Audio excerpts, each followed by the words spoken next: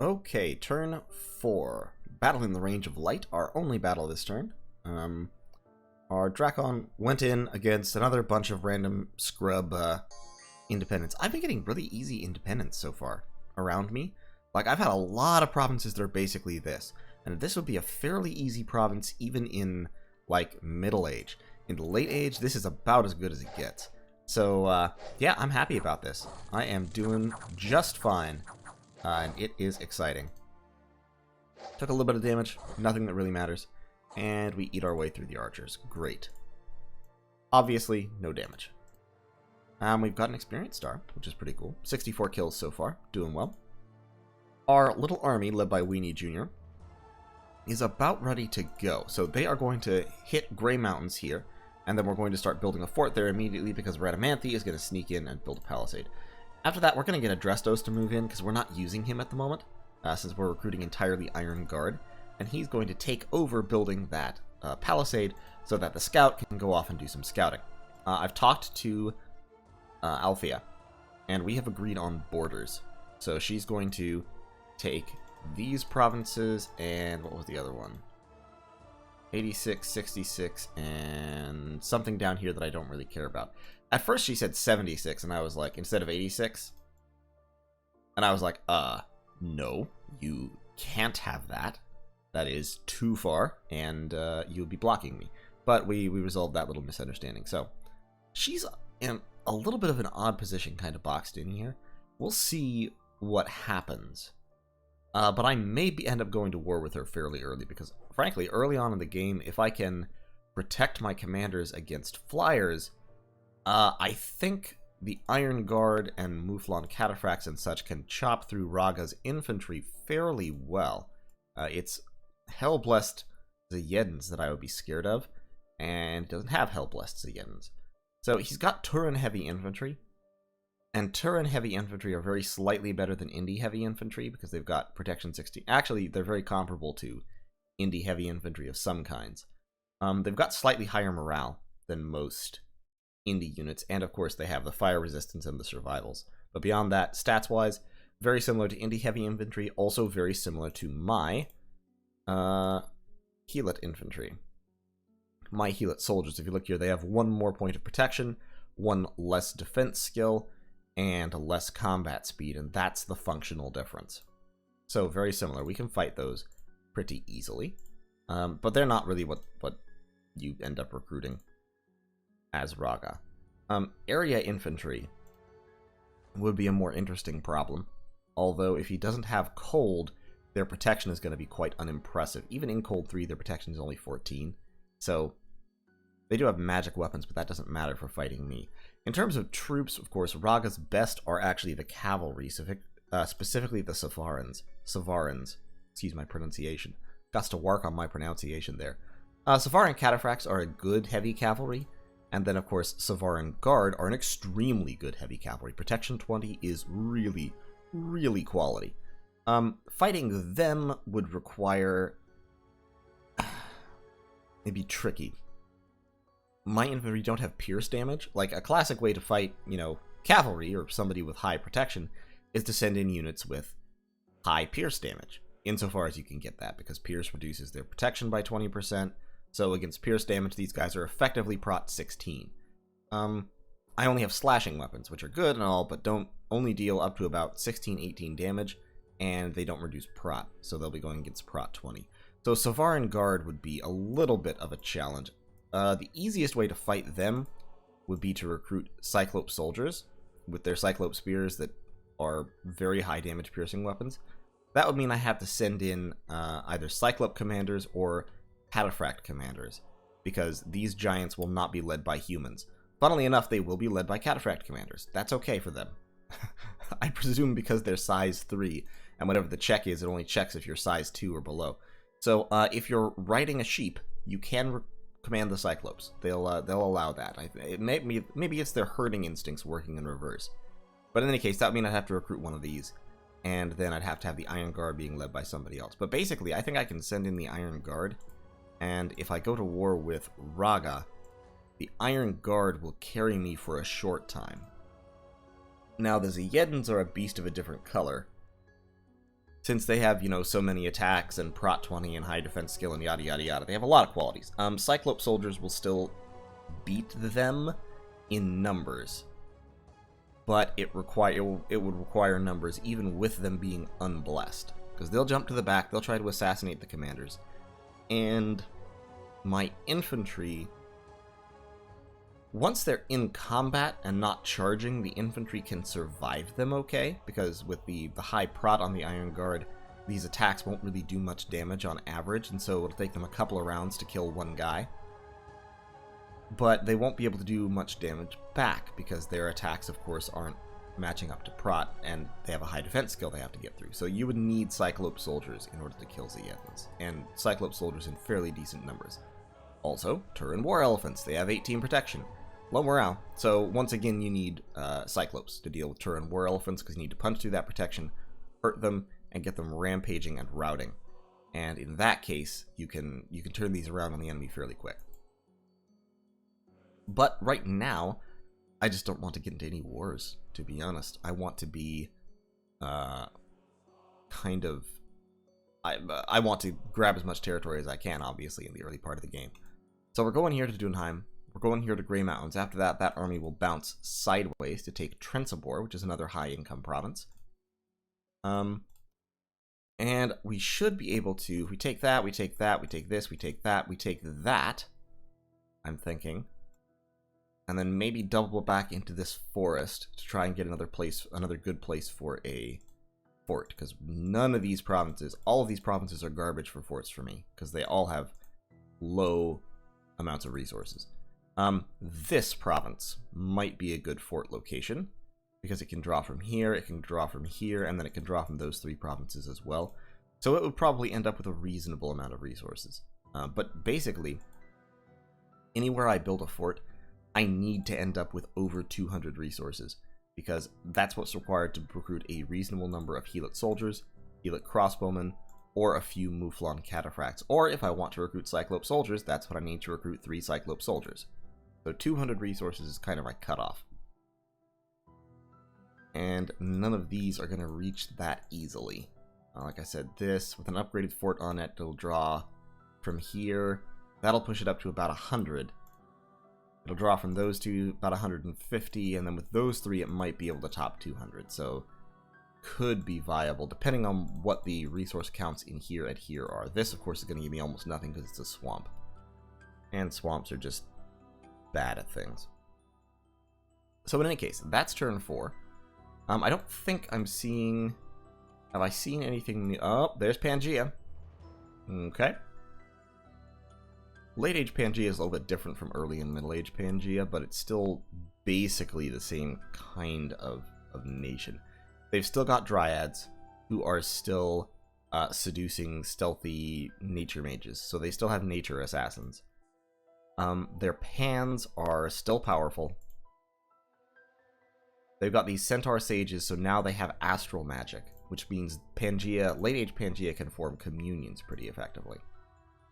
And their troops are armored. They also still have black harpies, so they still have the highly stealthy recuperating flying scouts, which is pretty good for them.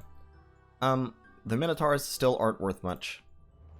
The centaur cataphracts are quite good, because they have very high protection and low resource cost and low recruitment points. Like, this I don't understand. It's one of those things in Dominions 5 that I just don't get. Pangaea gets heavy cavalry for literally half the recruitment point cost and about 2/3 of the resources of most heavy cavalry. Now, they're not quite as good as most heavy cavalry because they don't have a sword attack, but they still get the light lance attack in melee plus the hoof. So they're not that much worse, and they have 20 protection, so they're really tough, and they still get the charge bonus. I don't understand this balance decision. They also have centauri crossbows, which are expensive for crossbows, and then they have dryad hoplites, which are pretty solid infantry with awe too, so very good at stopping people from attacking them, and recuperation. Satyr hoplites are solid. Pretty high resource, but prot 16, defense skill 14, much better than most infantry. Okay spear attack. And they have They don't have revelers anymore. They have two kinds of satyrs, which are, of course, stealthy. So these guys aren't stealthy anymore, the armored ones, but Late Age Pangaea does still have stealthy troops. They're just not quite as good as the old reveler stealthy troops, because they don't have all the same qualities. They don't have berserker, for one thing. They also have Stymphalian birds, which are armored harpies that I don't think I've ever actually seen in combat. They're really interesting. They have this AoE 1 attack, which is piercing damage, and then they have these two garbage melee attacks. So, like, and they're really cheap, including in recruitment points. So, I mean, I kind of feel like the use case for Stymphalian birds is somebody who's brought a huge pile of vulnerable human mages, and you just put a ton of these birds on attack rear. They fly back there, drop off their copper feather attack, and just assassinate a whole bunch of mages in one round. Like, that could be kind of cool. I don't know how useful it actually is because I've never done it, but it's kind of a neat idea.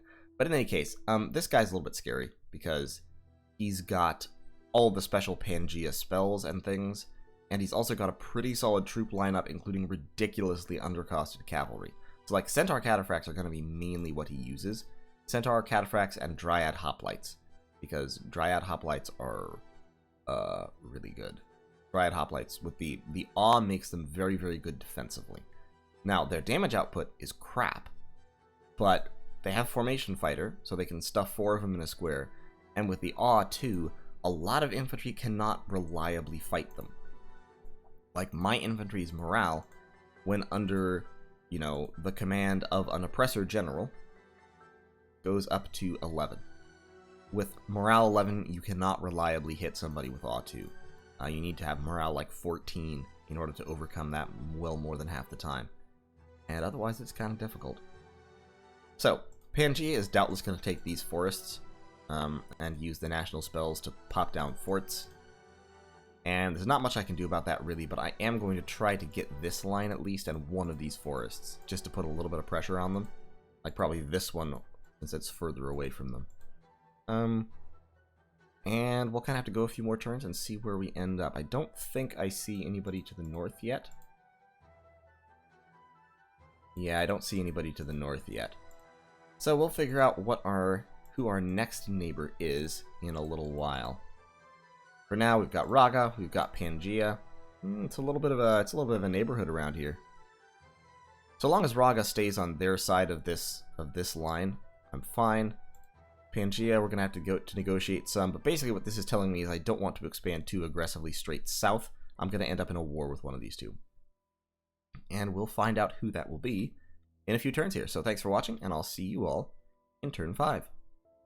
Alright folks, turn 5. This has been an interesting turn. So first of all, we've hit enchantment level 1, which is fine. Our research is rolling along. We'll hit enchantment level 2 in 2 more turns.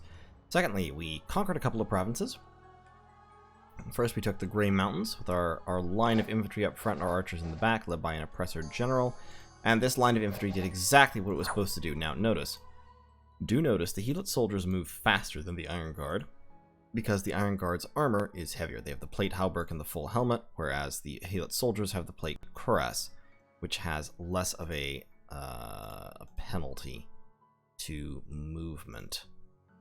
See, their armor encumbrance is -5, which lowers their move. Because the plate hauberk is 4, these guys is only -2. So they move faster. So these guys hit first, and then the Iron Guard kind of come in as a second wave and shore up the flanks, which is pretty decent. I took a couple of casualties, but not many, and all on the all on the Helot soldiers as opposed to the Iron Guard, which is perfect. So yeah, lost 2 of my Helot soldiers. That's fine. Nobody really cares about them. If they get to promote up to Ironbound, then I'll start to care about them. And then in Dunheim, the Gigantist went in and wiped out another crappy, easy independent province, and just chewed on him. Just ate him up, like he does. Like he do. Drakons are so good with all of those attacks. 6 attacks at one of them. I'm sorry, 5 attacks, and one of them is AoE 1 plus the Dragon Gas. It's just really, really impressive. They're incredibly good at this.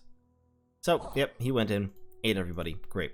And then I was attacked by Ronin in range of light. So first of all, in Grey Mountains, I got extra dominion, which is fine. But then in range of light, I was attacked by this gang of Ronin.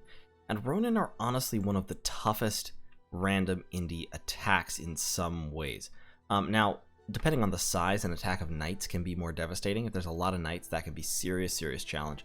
But Ronin tend to come in very large numbers, and the problem with Ronin is that while they have mediocre stats overall and low protection, they have katanas, and Ilwinter has kind of bought into the katana hype.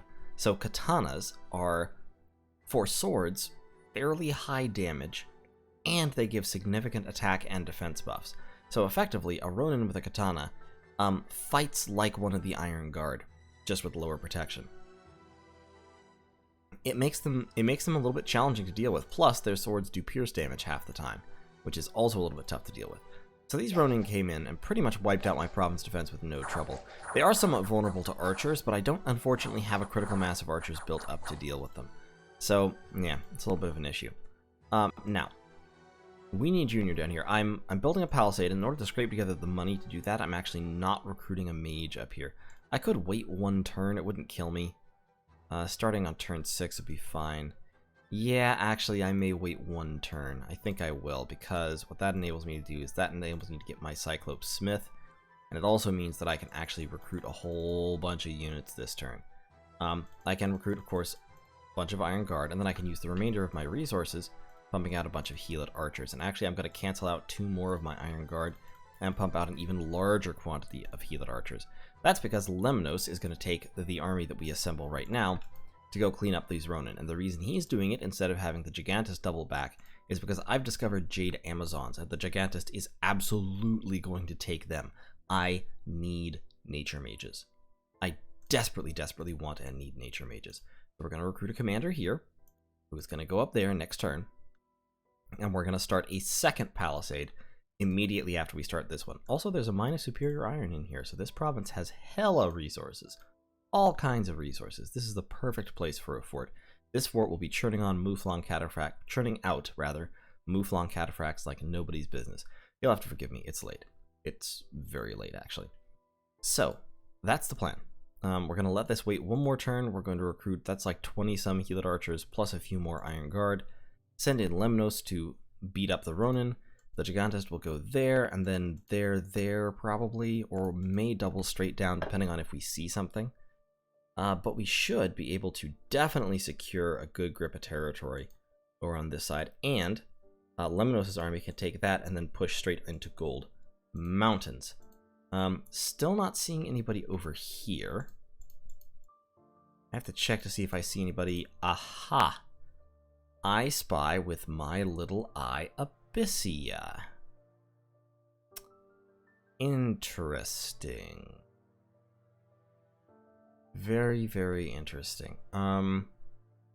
That's a little bit problematic. So we've got Pangaea over here. We've got Abysia up here. Nasajin is playing Abysia. And Ragha there. Who's down here? There's Ulm. Okay. So, Blood Nation. Scary late game Blood Nation.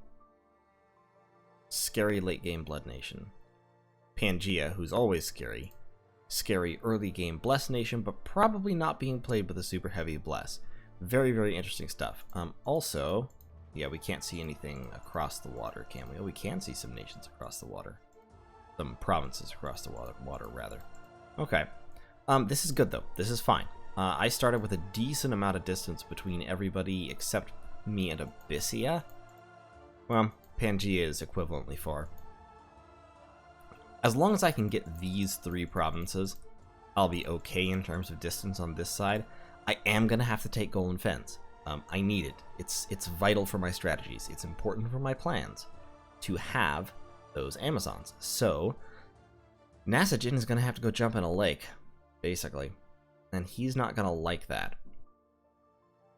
This is going to be an interesting little question here of what we do about this. Let me think just a second.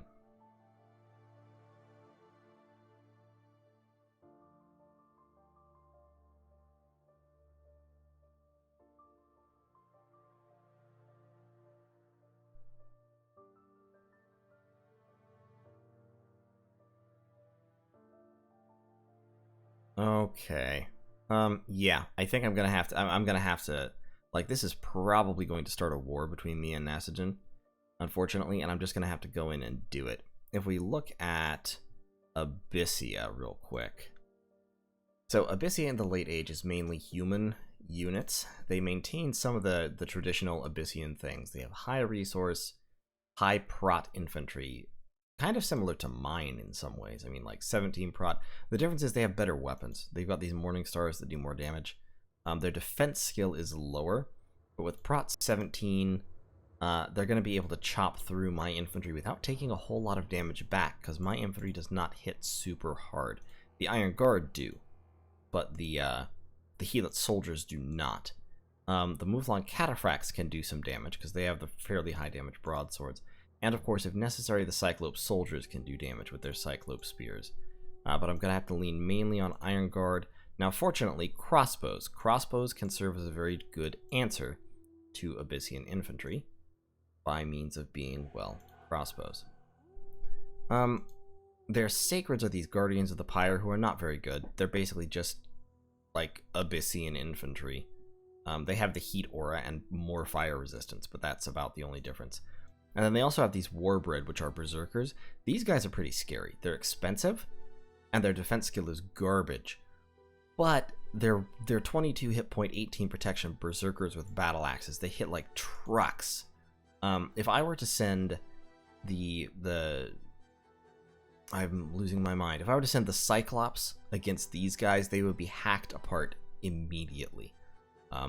Warbred will eat Cyclops for breakfast.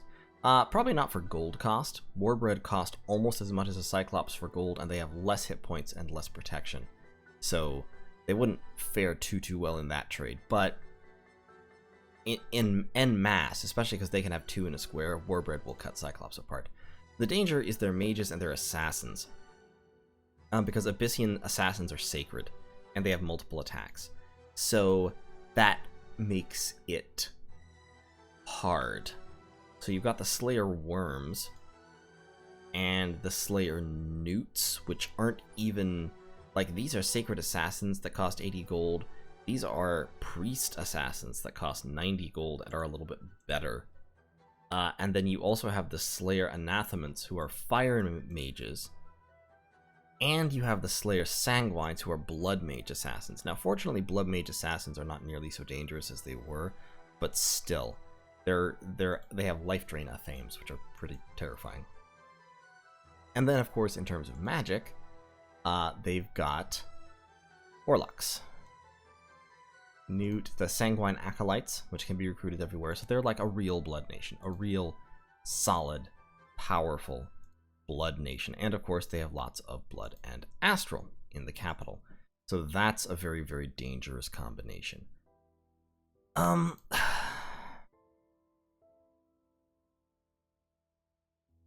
Basically, in order to win this war, I basically have to pile up a ton of crossbows and go in hard and quick. And that is going to be a little bit tricky, especially because a lot of my production is centralized pretty far away from them. So, yeah. But that's how it's going to have to be. I have to start massing, and I'm going to have to start massing crossbows soon, because like I said, this war is probably going to kick off pretty early, because I need this province. I have to have Jade Sorceresses. And, of course, Abysia also wants Jade Sorceresses, and I'm going to have to tell him, nah, you can't have them, because I need them. So, that will be an interesting discussion to have. Yeah, that's going to be a problem. Hopefully I can make friends with Pangaea. I don't see anybody. I don't see who the neighbor up this way is yet, so that will be a discovery for another time. Yeah, it's still way, way far away from me. Okay. So, in any case, thanks for watching. I'll see you all in turn 6, where we will we'll get this whole thing sorted out. Take care till then. Okay, folks, it's turn 5, and here's the big news this turn. Floaty McFloatface of Mictlan has been defeated. Now, this is a risk that you run with Mictlan. Mictlan, Dominion does not spread unless blood is sacrificed. I think, if I recall correctly, Mictlan is actually the only nation to have this quality. And what it means, I mean, it means exactly what it says. You just don't generate Dominion candles unless you blood sacrifice, unless you sacrifice blood slaves. So, Floaty McFloatface, the god of Mictlan, lost all his Dominion and died. And when you lose all of your Dominion, your god just is vanquished and all of your units and everything disappear. I kind of feel bad about this, to be honest. I mean, this was a subscriber and a new player, and I guess I wasn't keeping close enough tabs, and he didn't ask. So I'm sorry, dude. I should have warned you about that. But in any case, Mictlan's dead. As the game goes, what that means is there's a bunch of free provinces sitting around with no defenders at all that somebody can take, and there's a capital which is not defended by any units, so somebody can get that just by basically moving there, sieging down the fort for a couple turns, and storming in. That will be a huge advantage for someone. Someone is going to end up with a free second capital probably early in year 1, as if they had successfully rushed somebody, so that will be interesting. I've got a pretty significant little army here for Lemnos, who is going to be retaking the range of light and then pushing outward. We can see that Abysia has already taken this province. I negotiated with Abysia to take the swamp and to sign a non-aggression pact on the understanding that I would then be going after Ulm, which is probably a pretty good idea. So I don't have to worry about fighting a war up here right at the moment, but I will have to fight the vampires. That will be a little bit tricky, but we'll get there. You know, we'll burn that bridge when we come to it. I am starting my palisade here in the Grey Mountains in order to pay for that. I've changed my mage recruitment. I'm recruiting a Phlegran Oppressor and a Phlegran Priest with my 1 remaining command point, who will help keep unrest down. Sometime in probably the next 10 to 15 turns, I'm going to start getting the mountain rumbling events, and soon after that, the mountain will explode, and I'll get my Lystragonians, so hopefully it happens soon. This army is in kind of an interesting place, because all of these Helot soldiers are over the experience threshold, or really close to the experience threshold really close, not over technically, but really close to the experience threshold necessary to promote them into Ironbound. But I don't want to stop my expansion, so I'm not promoting them just yet. I'm moving them down to the second forest. They're going to take that province, then they're going to take either that province or that province. Taking Strongdale would be a strong play at the moment. Taking Bright Woods would be pretty good too, actually. So taking Bright Woods, just to ensure that, I mean, Ragha probably can't expand past that right at the moment, although his expansion parties can fly if he's using Zeedens, so there is that to consider. But in any case, we'll kind of see what the lay of the land is, and we'll move our scout in here. See, that's got heavy cavalry and Anvast, so that will be a little bit tricky to deal with. This one we can wipe out fairly easily. So, we're taking 3 provinces this turn, which should be good. We're on track to be a decent size. It's turn 6, and I have 7 provinces, so turn 7 I'll have 10, assuming all these attacks go well, and that'll be fine. This army may then have to fall back. If they do have to fall back, what I'll do is I'll fall back to here, I'll build a lab, and by building a lab, I will also promote all these guys to Ironbound, who are a lot tougher, and you'll get to see Ironbound, I think, for the first time, if that happens. But in any case, that is basically the turn. Research-wise, we're 1 turn out from Enchantment 2. Once we hit Enchantment 2, we'll be able to script Personal Regeneration for the Gigantist, and that will make him even badasser. So yeah, that the death of Mictlan is the big geopolitical upset this turn, and we'll kind of have to see how that affects the rest of the game. Not certain. It'll be an interesting one to look at. But yeah, that's going to change things a little bit. We'll see. I don't know where Mictlan was. They were not close enough to me to see. So what that means basically is that they're somewhere in this big ol' area, or down here, and I just don't know where. I don't know who their neighbors were, so kind of depend on who gets there quickest with the mostest. Take them over. But in any case, that was the turn, and I will see you all in turn 7.